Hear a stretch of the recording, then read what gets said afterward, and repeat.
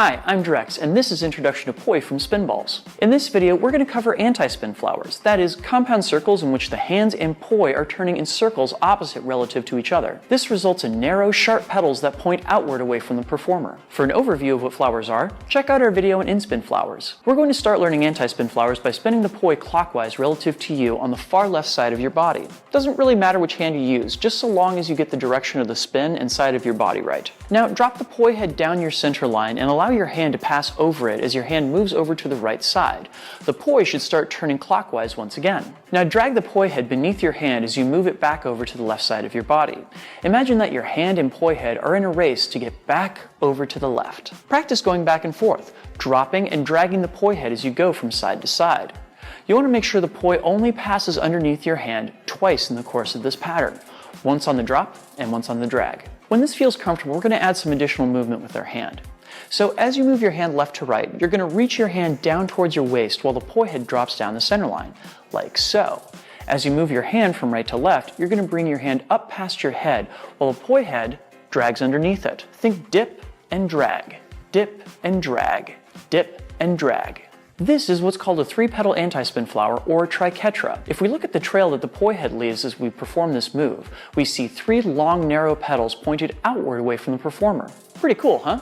We can also use this same technique with minimal tweaks to learn how to do an antispin flower with four petals. Just like the triquetra, you're going to start with your poi turning clockwise with your hand over to the far left and dipping the poi head down your center line as the hand moves from left to right. Now pop the poi head up your center line as the hand sneaks underneath it back to the left. Practice going back and forth like this, dropping as you go to the right and popping as you go to the left.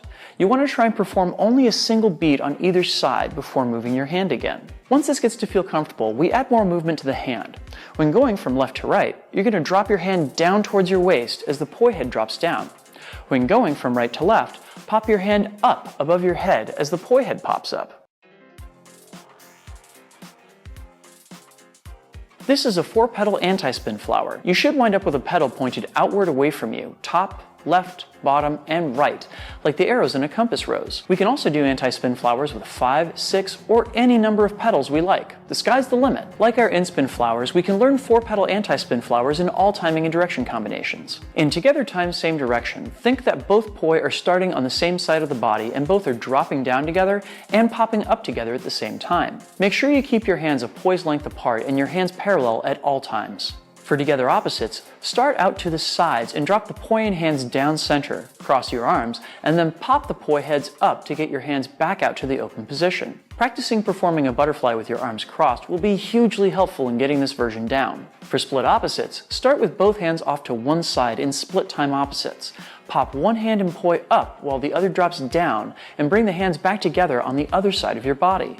Go ahead and find your timing once again, and then attempt to split your hands back apart as you move back to the other side of your body.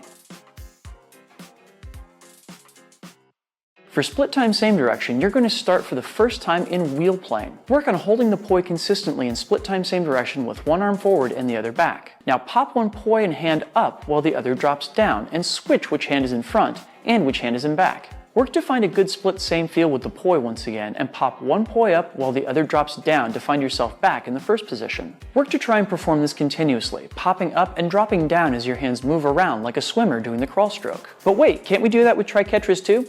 Well, yes, but it gets more complicated. You see, 2- and 4-petal inspin flowers are like 4-petal antispin flowers in that they each have two axes of symmetry. That is, two lines that they can reflect across like a mirror. Triquetras have only one axis of symmetry, so they can be arranged relative to each other in 4 different ways. In other words, if we want to try and learn them in all timing and direction combinations, we're not learning 4 versions like we did for the 4-petal antispin flower.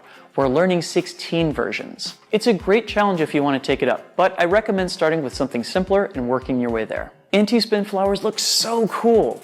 If you can do them quickly, the patterns you create for your audience look incredible. Plus which, they open up additional options for you with freedom of movement. Perhaps more so than any other type of poi move. Thanks so much for watching. Now show us what you can do. Share your photos and videos of your progress with Spinballs.